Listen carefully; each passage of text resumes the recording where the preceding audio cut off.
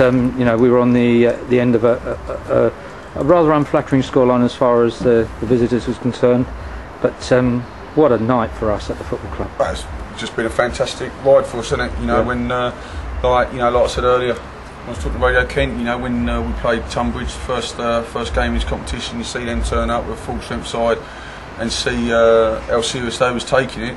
So, you know, who would have thought that night that we would have been here in the final? You know, it's a massive achievement for the football club. I think when you look at them, the game on the whole, yes, they thoroughly deserved their win. They was very professional. I thought they was a very good side.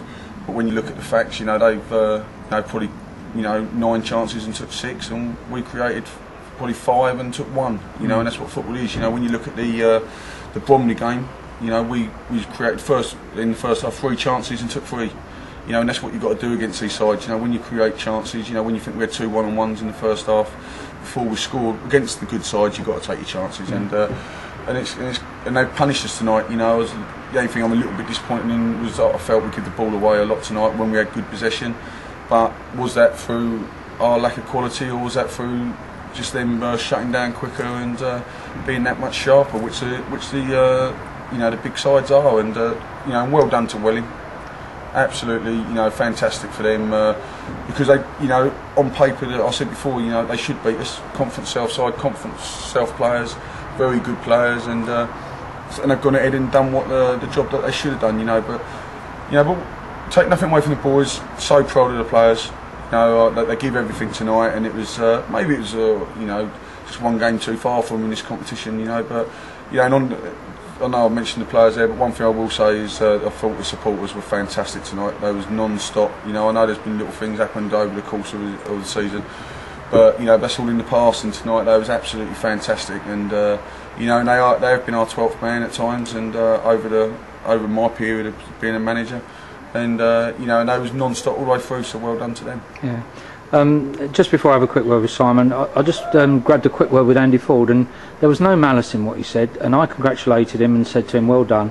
What impressed me about the way they approached the game tonight was at 5-1, he was still screaming from the bench for them to keep their shape, keep pressing, and he actually said, to be honest, I wanted to bury it, I wanted to score more.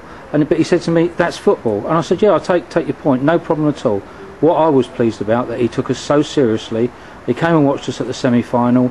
They knew that we would fight back, given half the chance, and he said that you know, he was pleased that we were in the final with him. So massive compliment. Yeah, it is. You know, and to be honest with you, I'd have been disappointed if Andy had, you know, said anything different to that. You know, at 5-6, if you still want to get more, then you know, I didn't. You know, the last thing we want is him taking his foot off. You know, and you know, like I said to you, they was very professional. They did tonight. You know, they was professional way through. I think you see it, Bromley.